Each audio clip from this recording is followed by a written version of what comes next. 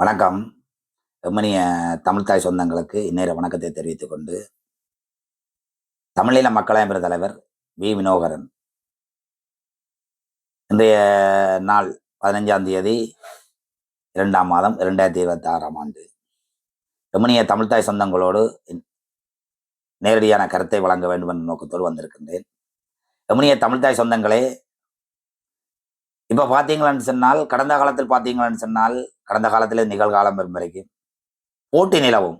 என்ன போட்டி என்றால், இளைஞர்கள் இந்த வளர்ச்சி பரிமாணத்துக்கான போட்டி நிலவும். விளையாட்டு போட்டி, திறனாய்வு போட்டிகள், சிறு பிள்ளைகள் அப்படித்தான் போட்டி நிலவி அவரவர் வின் பண்றவருக்கு பரிசுகள் வழங்கப்படும். அதை நாங்கள் நீண்ட காலமாக கல்வி கற்ற காலத்திலிருந்து நிகழ்காலம் வரைக்கும் பார்த்து வந்தது உண்மை.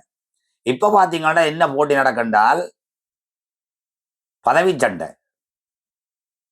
ஒருவருக்கு 2 பதவி வேணுமா? குத்தி முறுக்கிதப்பா. ஏன்? வருமானம் வரணும். இதுக்கு பகடக்காயல் எல்லாம் ஈழ மக்கள், அதுக்குள்ள முன்னாள் போராளிகள். ஆனால் தேவைக்கு, அவர்களின் தேவைக்கு முன்னாள் போராளிகள், தேவை முடிந்தால் பின்னால் போராளிகள். இது யுத்தம் முடிவடைஞ்சு 16 ஆண்டு காலமாக அரங்கேறி வரும் நிகழ்வாக நாம் கண்ணூடாக பார்க்கக்கூடிய மாதிரி இருக்குது. பதவி சண்டை, பதவி மோகம். இதே இந்த பதவி மோகம், பதவி சண்டை பிடிப்பவர்களை கடந்த காலத்தில் பார்த்தீங்கன்னா, அவர்கள் நல்லொரு பதவியில் இருந்த காலத்துல ஒருத்தர் சொன்னார் விடுதலை போராட்டம் தீவிரவாத போராட்டம். அடுத்தவர் சொன்னார் 2009ஆம் ஆண்டு யுத்தம் முடிவடையக்க முன்னாள் போராளிகள் எல்லாம் சைனத்தை அருந்தி இறந்து விட்டார்கள். இன்றைக்கும் அதை மறக்க முடியாது, மன்னிக்கவே முடியாது. கொஞ்சம் அப்செட்டுகள் இன்று வரைக்கும் புலம்பெயர் தேசத்தில் இருந்தோண்டு அங்க புலிக்கொடி பிடிச்சி சேர்க்கிற காசை இங்க கொண்டு அவைகள்கிட்ட தான் கையளிக்கணும். ஏன்னா அவைக்கு சொத்து காணாது. இந்த டிவா புயல் நடக்கல இவர்கள்ட்ட அரசாங்கத்திட்ட இல்லாத சொத்து இவர்கள்ட்ட இருந்தது. தங்கட இருப்பிலே கை வைக்கவே இல்லை. புலம்பெயர் தேச உறவுகள்ட்ட அங்க அவங்க 24 மணி நேரம் சாமாம் இல்லை ஏமாம் இல்லையண்டு இந்த பனி புயலுக்கு இருந்து வேலையிற காசுல 100 ரூபா 50 ரூபா கொடுத்தா அதைத்தான் கொண்டு போஸ்ட் கொடுக்கறது, படத்துக்கு போஸ்ட் கொடுக்கறது. நாங்கள் வழங்குகின்றோம். அவர்களின் இருப்பிலிருந்து கை வைக்கல. ஒவ்வொருத்தர் சொத்தையும் பார்த்தீங்கன்னா அரசாங்கத்திட்ட இல்லாத சொத்தெல்லாம் இவர்கள்ட்ட இருக்கு. இங்க வடபகுதியில பார்த்தீங்கன்னா தமிழ்ல உரையாற்றணுமாம், சிங்களத்துல உரையாற்றக்கூடாதாம் அவைன்ற கோரிக்கை. ஆனால் அவர்களுக்கு ராணுவ பாதுகாப்பும் எஸ்டிஎஃப் பாதுகாப்பும் வேணும். ஏன்? அவர்கள் தமிழர்கள் தானே. அவர்கள் பாதுகாப்பு இல்லாமல் தமிழ் பிரதேசங்களுக்குல அவர்கள் தான் மக்களின் பிரதிநிதிகள். ஆனால் இதுல பாத்தீங்கன்னா அட்டை முட்டாள்கள் ஆகிறது முழுக்க ஏழ மக்கள். அதான் நான் ஒன்று சொல்றேன் நானே, ஏழைகளின் உயிர் மூச்சில் உங்கள் உல்லாச வாழ்க்கையை மலர வைக்கும் அரசியல்வாதிகளே. அதுதான் அந்த அரசியல்வாதிகள். அதுக்குள்ள கொஞ்சம் வாழ வழி இல்லாமல் இருக்கிறது என்ன சொன்னால், இவரோட கொஞ்சம் பேர், அவரோட கொஞ்சம் பேர். ஆனால் அத ஒரு பிழைய மறந்து மன்னிச்சு வாழ்றவன் மனிதன். தஞ்சமண்டு வந்தவனுக்கு தஞ்சம் கொடுப்பது வன்னி நாட்டின் பண்பாடு ஆகும்னு சொல்லி கடந்த கால ஒரு பெரியவர் சொல்லி போட்டு போனது. ஒரு சிறந்த மனுஷன், வீரஞ்சிறந்த மனுஷன் சொல்லி போட்டு போனது. ஆனால் இவர்களை மன்னிக்க இயலாது. ஏன்னா இவர்கள் 2 வரைக்கும் இராணுவ பாதுகாப்பு மனம், எஸ்டிஎஃப் பாதுகாப்பு மனம். இவர்கள் எல்லாம் ஒரு மக்கள்கிட்ட பிரதிநிதிகளா?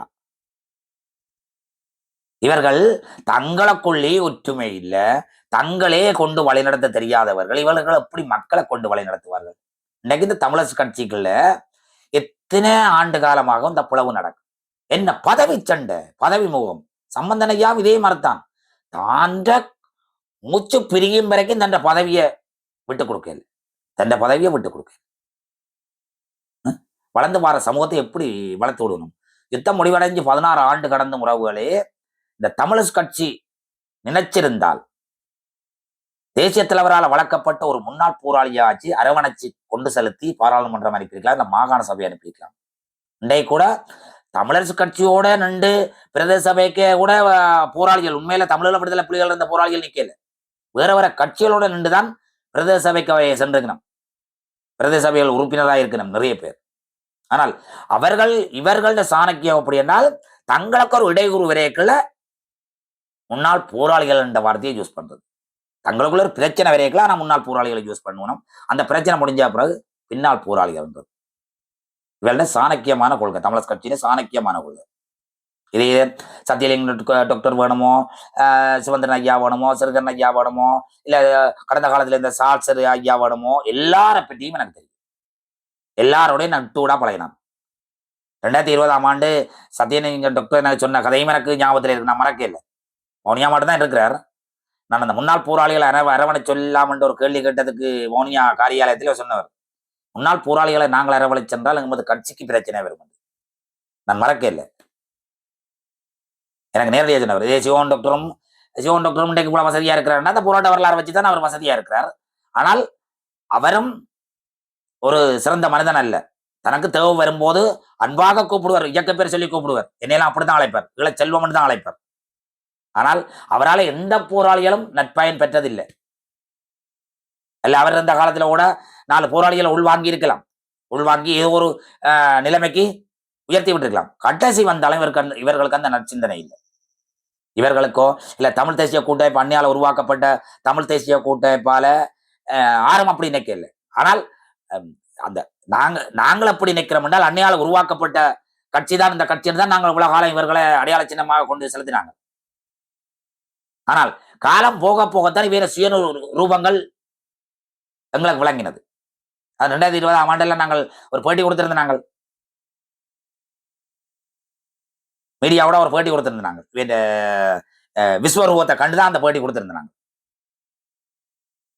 ஆனால் இவர்களை மதிப்பதை விட நான் இந்த காணொலி ஊடா சொல்றேன், இந்த ஐக்கிய மக்கள் சுதந்திர கூட்டமைப்பு கர்ணான்னு சொல்லும் கர்ணா அம்மான், அவர் அம்மான் தான். ஏனென்றால் கடந்த காலம் இந்த தமிழீழ விடுதலை புலிகள் இந்த போராட்டம் சர்வதேச ரீதியில் ஒரு சரியான ஒரு விடுதலை போராட்டம் என்ற கொண்டு செலுத்தினதுல கருணாமான ஒரு முக்கிய பங்காளி. தமிழர் கட்சியோ இல்ல தமிழ் தேசிய கூட்டமைப்பில் உள்ளவர்களை மதிப்பதை விட கருணாமான மக்கள் மதிக்கலாம்.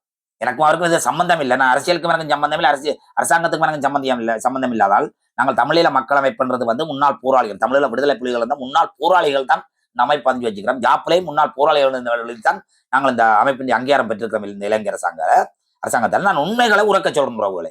நீங்கள் சரியான முறையில சிந்திச்சு பார்த்தீங்கன்னா சரியான விளக்கம் உங்களுக்கு வழங்கும். இதுதான் உண்மை, யதார்த்தம். ஆனால் இந்த விடுதலை போராட்டம் சர்வதேச ரீதியில இன்று வரைக்கும் இந்த விடுதலை போராட்டத்துல பலமோ இல்ல இந்த விடுதலை போராட்ட நன்மதிப்பு சர்வதேசம் மதிக்கிற அளவுக்கு இருக்குமெண்டா அதுல முக்கிய காரணகத்தாம கருணாமான்.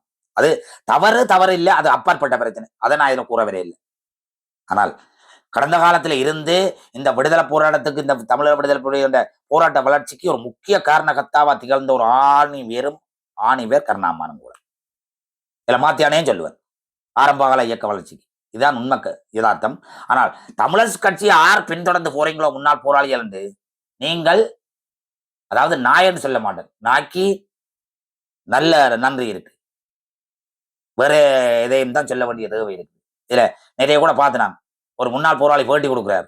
எந்த வாயோட கொடுக்குறீங்க இந்த பேட்டி எல்லாத்தையும் போயிட்டு? இந்த பாருங்கடா, நாங்க இருக்கிறோம், எங்கேயாச்சும் உங்களோட எங்கட மூங்களை கண்டிருக்கீங்களா? எங்களுக்கு தெரியும் தமிழனை அழிக்கிறதுக்கு முதல் காரணகத்தாவா 2 வருடங்களுக்கு தெரியும். அதனாலதான் நாங்கள் சரியான முறையில சிந்திச்சு செயற்படுறோம். நன்றி.